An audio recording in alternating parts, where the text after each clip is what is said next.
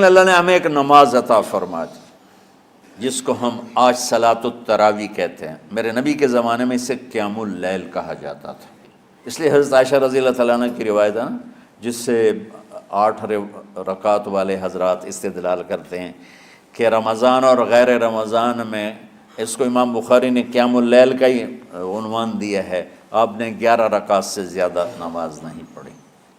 ایک ضعیف روایت میں ہے کہ آپ نے 3 دن پڑھائی نماز، یہ تو صحیح روایت ہے۔ کتنی رکعت پڑھائی؟ تو ایک ضعیف روایت میں ہے کہ 20 رکعت پڑھائی۔ اچھا، ضعیف روایت سے عبادت ثابت نہیں ہو سکتی حکم شرعی، تو جب حضرت عمر رضی اللہ تعالیٰ عنہ نے سب کو، اب میرے نبی کے دور میں 3 دن کے بعد آپ تو آئے نہیں کہ کہیں فرض نہ ہو جائے، تو صحابہ اپنے طور پر قرآن سنتے تھے ٹولیوں میں۔ صدیقی دور میں 2 سال وہ فتنوں میں گزرا، تو اس میں بھی اسی طرح چلا کہ ٹولیوں میں ہوتے تھے۔ حضرت عمر رضی اللہ عنہ کے زمانے میں حکومت مضبوط ہو گئی، طاقتور ہو گئے، تو ابتدائی سالوں میں نہیں، چند سالوں کے بعد اب مسجد میں تشریف لائے تو لوگ اس طرح کوئی 4 ادھر 4 ادھر 5 ادھر 10 ادھر 20 ادھر، تو کہنے لگے ان کو ایک امام پہ جمع کر دیا جائے تو کتنا اچھا ہوگا۔ تو آپ نے سب کو اکٹھا کیا اور ابی بن کعب رضی اللہ تعالیٰ عنہ کو امام بنایا اور سب کو ایک نماز پہ جمع کر کے 20 رکعت کا حکم عطا فرمایا۔ تو حضرت عمر کا یہ عمل اس حدیث کو مضبوط کر دیتا ہے کہ چونکہ میرے نبی نے کہا علیکم بسنتی و سنت الخلفاء الراشدین من بعدی، کہ میری اور میرے خلفاء راشدین کی سنت پر مضبوطی سے عمل کرنا۔ تو حضرت عمر کا جو 20 رکعت طے کرنا ہے، اگر ان کا اپنا اجتہاد ہے تو بھی ہمارے لیے عمل کے لیے کافی ہے، اور اگر ان کو یہ یاد ہے کہ میرے نبی نے 20 پڑھی تھیں تو اور زیادہ اچھی بات ہے۔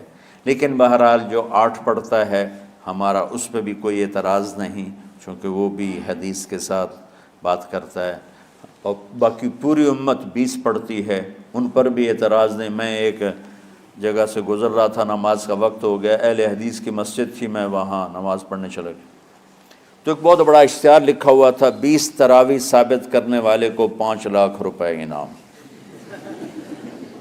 کہ 20 تراویح، سینکڑوں سال سے امت کا عمل 20 تراویح آ رہا ہے۔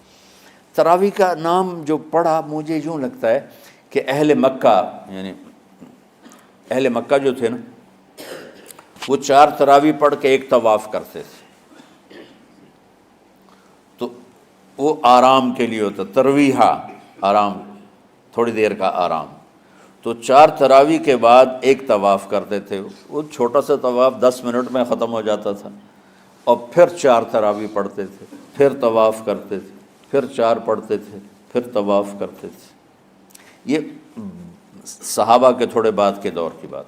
تو مدینے والوں کو پتہ چلا کہ مکے والے تو یہ کرتے ہیں، وہ کہنے لگے اساں کی کریے، انہوں نے کہا اسی 40 تراویح پڑھیں گے، 40 رکعت، وہ 40 رکعت پڑھتے تھے۔ تو نوافل میں کوئی سختی نہیں کہ بھائی 8 سے زیادہ نہیں پڑھنی، بدعت ہو جائے گی، اور 20 پڑھنا بدعت ہے، یہ سب جہالت کی بات ہے۔ اور یہ 8 پڑھ رہے ہیں یہ غلط ہے، یہ بھی حماقت کی بات ہے۔ جو صحیح حدیث سے دلیل پکڑ کے کوئی عمل کرتا ہو تو بھائیو اس سے بحث نہ کیا کرو، مناظرہ نہ کیا کرو، یہ بہت نادانی والی بات۔ اور امت کا، خلق لاکھوں کروڑوں انسانوں کا ایک عمل پہ جمع ہونا، یہ بذات خود اس کی طاقت کی ایک دلیل۔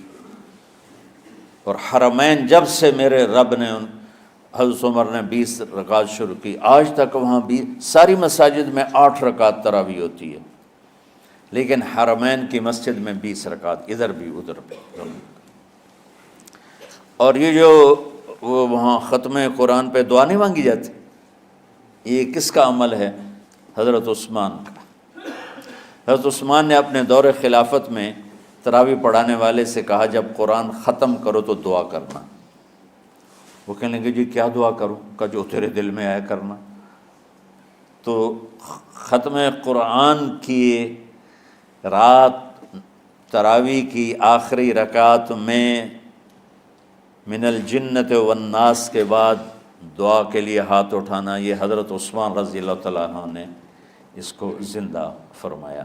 اور امام دعا کرتا تھا 1 منٹ 10 منٹ 20 منٹ جتنے بھی، اور پیچھے لوگ آمین کہتے تھے۔ وطر کی جماعت نہیں ہوتی تھی، وطر کو باجماعت حضرت علی رضی اللہ تعالیٰ عنہ نے شروع کی کہ وطر کو بھی باجماعت پڑھا جائے، تو یہ ان کی سنت ہے کہ وطر کو باجماعت پڑھا گیا۔ تو اب یہ لہٰذا یہ سارے سنت جو کام ان خلفۂ راشدین سے ہوا وہ بھی سنت ہے۔ تو اللہ نے ہمیں ایک عبادت دے دی کہ میرا قرآن پڑھو اور سنو۔ پہلی امتوں کو تراویح کیوں نہیں تھی یا قیام اللیل کیوں نہیں تھا؟ کہ ان کو اپنی کتاب یاد ہی نہیں ہوتی تھی، وہ اپنی کتاب کے حافظ نہیں ہوتے تھے، وہ اپنی کتاب یاد ہی نہیں کر سکتے تھے، صرف نبی کو یاد ہوتی تھی۔ اللہ نے ہمارے لیے کتنا آسان کر دیا کہ 7 سال کے یہ چھوٹے چھوٹے بچے قرآن یاد کر رہے ہیں، 70 سال کا بوڑھا قرآن یاد کر رہا ہے۔ یہیں یہ مولوی یوسف صاحب کا ساتھی تھا یا پتہ نہیں ان سے پہلے تھا، سلمان، مولوی سلمان، آج کل امریکہ میں ہوتے ہیں، ہماری ایک شاخ چلا رہے ہیں ماشاءاللہ۔ وہ شروع میں یہاں تھے، تو یہاں تراویح پڑھانے کے لیے ہمارے پاس حافظ کوئی نہیں تھا، وہ حافظ نہیں تھے، وہ صبح بیٹھ کے شام تک 1 سپارہ یاد کرتے اور رات عشاء کی نماز میں سنا دیتے۔ 30 دن میں قرآن یاد کر کے سنا دی۔ مطلب یہ سنی سنائی بات نہیں، ہمارے اسی حسنین، اسی ممبر اور محراب کی بات کہ یہیں اسی مسجد میں انہوں نے صبح سے مغرب تک یاد کرتے تھے اور پھر عشاء میں کھڑے ہو کے سنا دیتے تھے۔ پیچھے ہوتے تھے لقمہ کوئی دینے والا شاید، لیکن بہت خوبصورت پڑھ کے 1 دن میں یاد کر کے سنا دیا۔ اور ایک مجھے نام بھول گیا کہ 3 دن میں قرآن یاد کیا، 10 سپارے 1 دن میں یاد کیے، 10 دوسرے دن میں یاد کیے، 10 تیسرے دن میں یاد کیے۔ وَلَقَدْ يَسَّرْنَا الْقُرْآنَ لِلذِّكْرِ فَهَلْ مِن مُدَّكِرٍ۔ تو اللہ تعالیٰ نے اس کو نصیحت کے لیے بھی آسان کیا ہے اور یاد کرنے کے لیے بھی آسان کیا ہے۔ کوئی کتاب پہلے یاد نہیں ہوتی تھی کسی کو، ماشاءاللہ تم میں کتنے حفاظ بیٹھے ہیں اللہ کے فضل سے۔ تو اللہ نے ہمیں رات کی نماز عطا فرمائی، اور چونکہ یہ ایک مشقت ہے تو میرے نبی نے کہا یہ رات کی نماز کے ہر سجدے پر 1500 نیکی لکھی جاتی، 1500 نیکی لکھی جاتی۔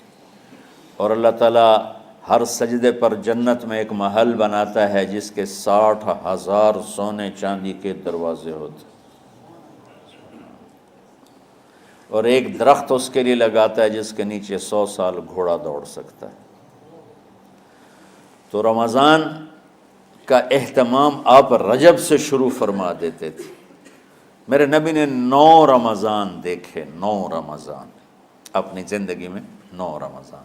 10ویں رمضان سے پہلے آپ اللہ کے پاس تشریف لے گئے۔ آپ کی زندگی میں روزے فرض ہونے سے آپ کی وفات تک 9 رمضان گزرے، اور میں قربان جاؤں اپنے نبی پر، اپنی امت پہ کیسی شفقت تھی۔